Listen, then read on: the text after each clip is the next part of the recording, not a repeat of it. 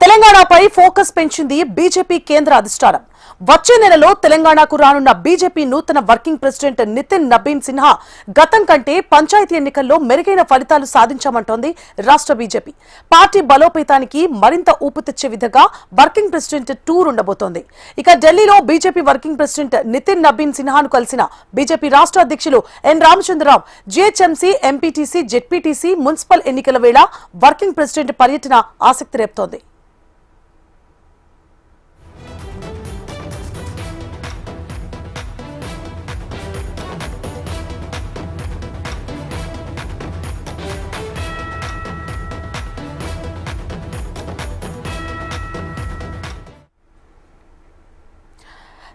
తెలంగాణపై ఫోకస్ పెంచింది బీజేపీ కేంద్ర అధిష్టానం. వచ్చే నెలలో తెలంగాణకు రానున్న బీజేపీ నూతన వర్కింగ్ ప్రెసిడెంట్ నితిన్ నబీన్ సిన్హా గతం కంటే పంచాయతీ ఎన్నికల్లో మెరుగైన ఫలితాలు సాధిస్తామంటోంది రాష్ట్ర బీజేపీ. పార్టీ బలోపేతానికి మరింత ఊపు తెచ్చే విధంగా వర్కింగ్ ప్రెసిడెంట్ టూర్ ఉండబోతోంది. మరిన్ని డీటెయిల్స్ ని మా ప్రతినిధి గోవింద్ లైవ్ లో అందించడానికి సిద్ధంగా ఉన్నారు. గోవింద్,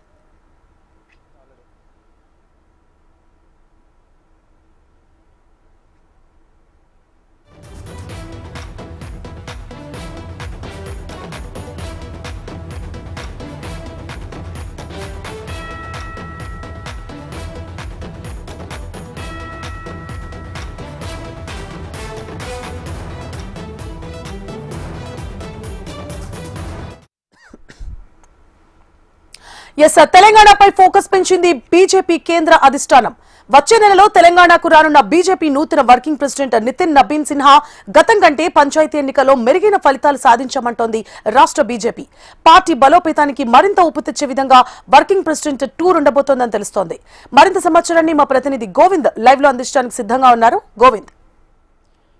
సువర్ణ, ఈ యొక్క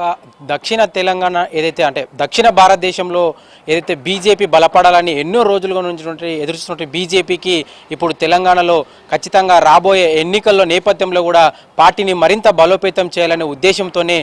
బీజేపీ హైకమాండ్ కూడా పావులు కదుపుతున్నట్టు కూడా మనకు అర్థమవుతా ఉంది. అయితే నిన్న యొక్క కేంద్ర బీజేపీ ఏదైతే ఉందో బీజేపీ పార్టీకి సంబంధించిన వర్కింగ్ ప్రెసిడెంట్ తోటి కూడా నితిన్ నబీన్ సిన్హాతో కూడా రాష్ట్ర అధ్యక్షులు రామచంద్రరావు భేటీ కావడం కొంత ప్రాధాన్యత సంతృప్తి చెప్పుకోవచ్చు. అయితే ఒక భేటీ తర్వాత కూడా ఈ యొక్క రామచంద్రరావు మాట్లాడుతూ ఈ యొక్క తెలంగాణ రాష్ట్ర పర్యటన కూడా అంటే వచ్చే నెల సంక్రాంతి పండుగ లోపు కానీ లేదంటే పండుగ తర్వాత కానీ ఖచ్చితంగా రాష్ట్ర పర్యటన కూడా వర్కింగ్ ప్రెసిడెంట్ రానున్నారని కూడా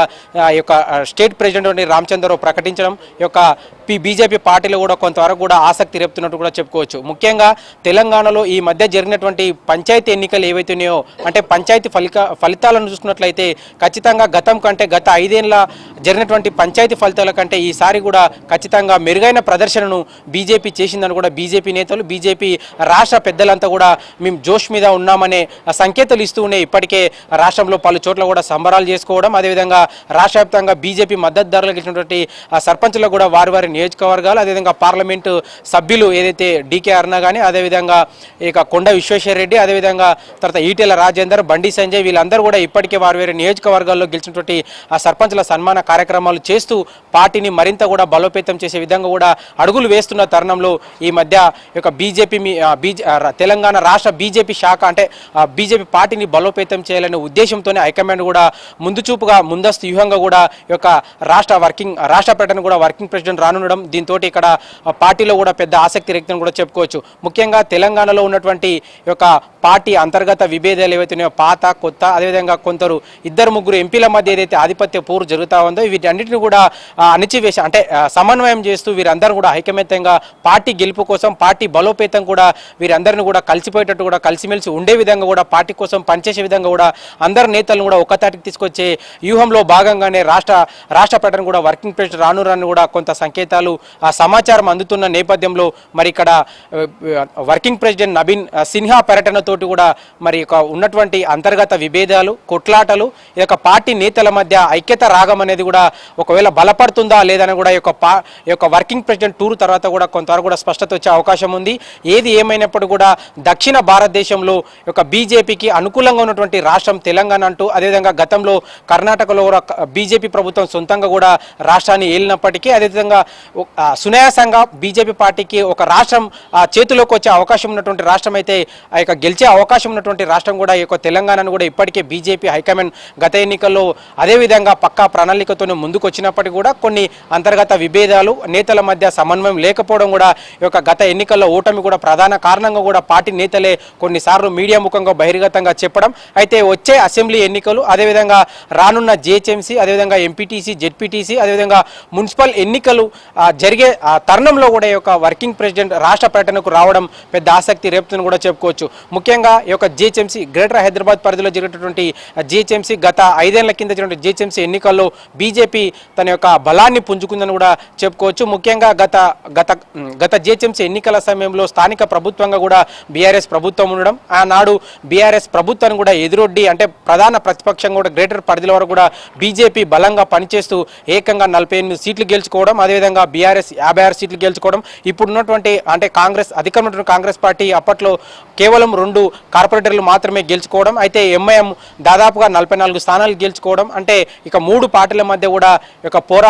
హోరాహోరీ పోటీ నడిచినప్పటికీ కూడా పాత బస్తీ ఏరియాలో మాత్రం ఈ యొక్క ఎంఐఎం ప్రాబల్యం, ఎంఐఎం యొక్క ఆధిపత్య ధోరణి అనేది కూడా ఎంఐఎం పాత బస్తీలో కొనసాగింది. అయితే ఈసారి తెలంగాణ ప్రభుత్వం ప్రతిష్టాత్మకంగా కూడా ఈ యొక్క హైదరాబాద్ నగరాన్ని మహానగరంగా ఏర్పాటు చేస్తూ ఇప్పటికే 150 ఉన్న డివిజన్లను 300 డివిజన్లుగా ఏర్పాటు చేస్తూ ఇప్పటికే ఫైనల్ గెజిట్ రావడం. అయితే ఈ యొక్క ఫిబ్రవరితో కూడా ఈ యొక్క జిహెచ్ఎంసీ కాలపరిమితి అంటే పదవి కాలం అంటే ఈ యొక్క గడువు ఉందో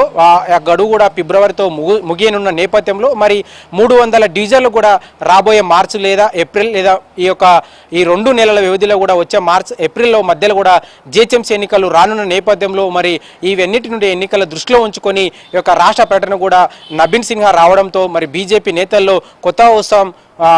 ఉత్సాహం నింపి మరి పార్టీ గెలుపుకు, పార్టీ బలోపేతానికి ఏ విధంగా ముందుకెళ్ళాలి, పార్టీ వ్యూహం ఏంటి, అదేవిధంగా రాబోయే ఎన్నికలను ఏ విధంగా ఎదుర్కోవాలి, ఒకవేళ ఎక్కడెక్కడైతే అంటే బలహీనంగా పార్టీ ఉందో ఆ బలహీనంగా ఉన్నటువంటి కారణాలు ఏంటి, ఒకవేళ బలోపేతం కావడానికి తీసుకోవాల్సిన జాగ్రత్తలు కానీ ఆ కార్యక్రమాలు కానీ ఏదైతే వ్యూహరచమైనటువంటి కార్యక్రమాలన్నిటి మీద కూడా రాబోయే ఎన్నికలను కూడా దృష్టిలో ఉంచుకొని ఈ యొక్క పర్యటనలో కూడా నేతలకంతా పార్టీ నేతలకు దిశానిర్దేశం చేసే అవకాశం ఉందంటూ కూడా సమాచారం అంతా ఉంది. అయితే ఈ యొక్క జిహెచ్ఎంసీ ఎన్నికలతో పాటుగా ఎంపీటీసీ, జెడ్పీటీసీ, మున్సిపల్ ఎన్నికలు మాత్రమే ఒక దిశానిర్దేశం కాకుండా గతంలో అదే రీసెంట్గా జరిగినటువంటి జూబ్లీహిల్స్ ఉప ఎన్నికల్లో కూడా బీజేపీ పార్టీ యొక్క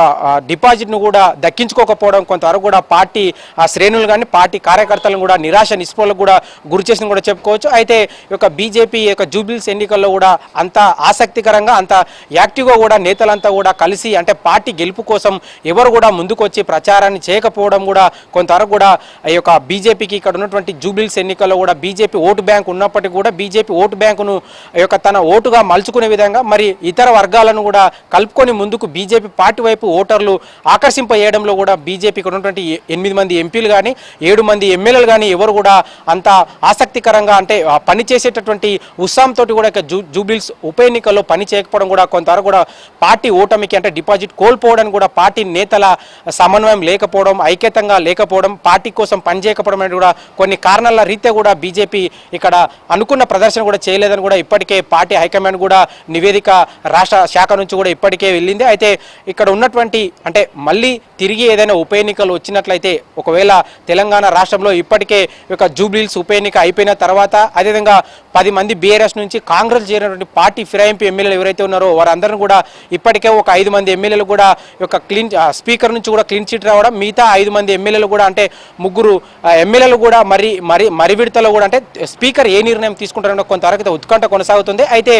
2 నియోజకవర్గాల్లో మాత్రం ఖచ్చితంగా ఎన్నికలు వస్తాయంటూ కూడా రాజకీయ వర్గాల్లో ఇప్పటికే జోరుగా ప్రచారం జరుగుతూ ఉంది. ముఖ్యంగా స్టేషన్ గన్పూర్కు సంబంధించినటువంటి కడియం శ్రీహరి